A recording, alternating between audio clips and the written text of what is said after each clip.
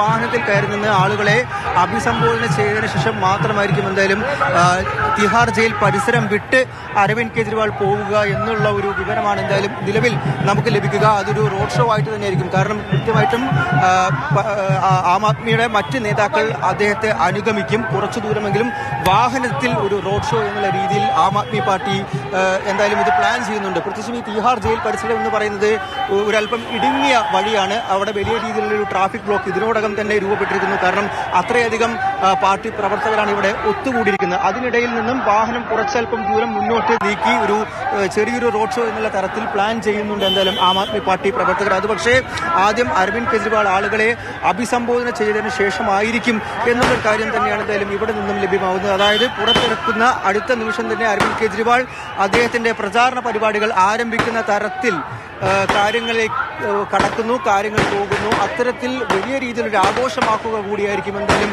Aam Aadmi party പ്രവർത്തകർ. ഇതൊരു ഇടക്കാല സമയം മാത്രമാണ്. അദ്ദേഹത്തെ ഇനിയും ഈ മദ്യനയ അഴിമതി കേസിൽ നിന്നും കുറ്റമുക്തനാക്കിയിട്ടില്ല. അടുത്ത ആഴ്ച ഇതിന്റെ ഈ അറസ്റ്റ് ചോദ്യം ചെയ്തുകൊണ്ടുള്ള ഹർജിയിൽ സുപ്രീം കോടതിയിൽ വിശദമായിട്ട് വാദം കേൾക്കുന്നുണ്ട്.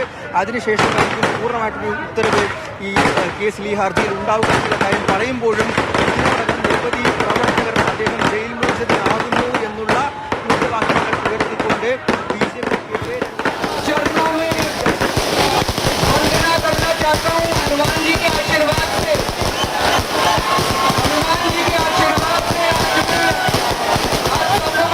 വലിയ ആഘോഷ പരിപാടിയാണ്. പതക്കം പൊട്ടിച്ചും ആരവം ഉയർത്തിയുമൊക്കെ അരവിന്ദ് കെജ്രിവാളിനെ സ്വീകരിക്കാൻ അദ്ദേഹം സംസാരിക്കുന്നു.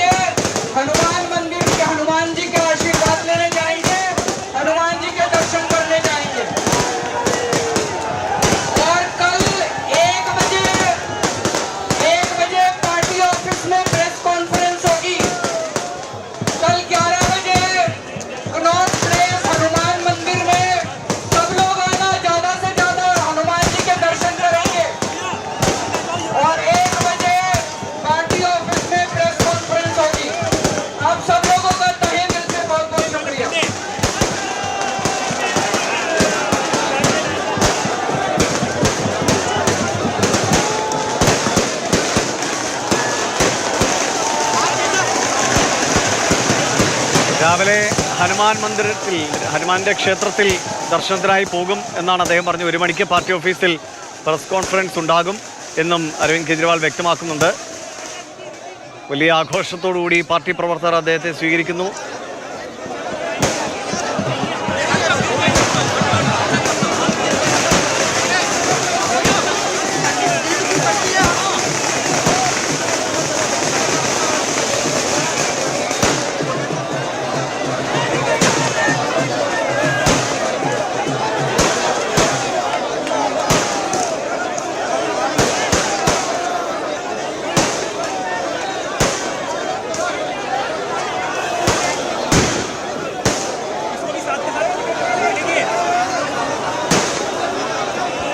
ഡൽഹി മുഖ്യമന്ത്രി അരവിന്ദ് കെജ്രിവാൾ മദ്യനയ കേസിൽ കഴിഞ്ഞ 50 ദിവസമായി തിഹാർ ജയിലിലായിരുന്നു. അദ്ദേഹത്തിന് സുപ്രീം കോടതി ഇടക്കാല ജാമ്യം അനുവദിച്ചതോടെ അല്പസമയം മുൻപാണ് അദ്ദേഹം ജയിൽ മോചിതനായി പുറത്തിറങ്ങിയത്. ജൂൺ 1 വരെയാണ് അദ്ദേഹത്തിന് ഉപാധികളോടെ ജാമ്യം അനുവദിച്ചിരിക്കുന്നത്. തെരഞ്ഞെടുപ്പ് പ്രചാരണ പരിപാടികളിൽ പങ്കെടുക്കാം, പക്ഷേ മുഖ്യമന്ത്രി എന്ന നിലയിൽ ഔദ്യോഗികമായ ഒരു ചുമതലകളും അദ്ദേഹത്തിന് വഹിക്കാൻ കഴിയില്ല. അതിന് വിലക്കുണ്ട്.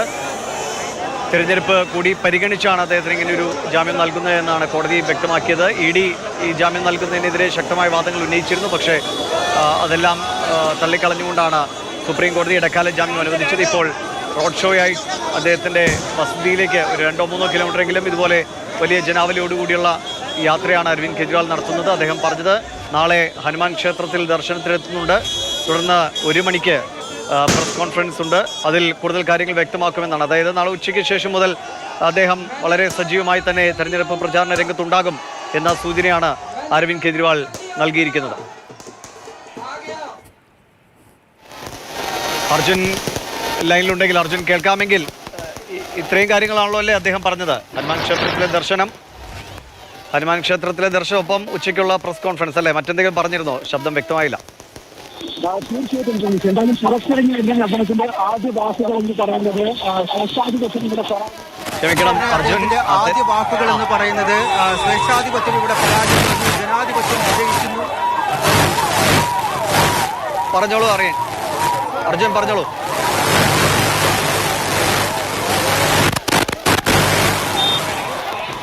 വലിയ തിരക്കിനുള്ളിലാണ് അർജുൻ നിൽക്കുന്നത്. അർജുൻ കേൾക്കാൻ കഴിയുമെങ്കിൽ പറഞ്ഞോളൂ.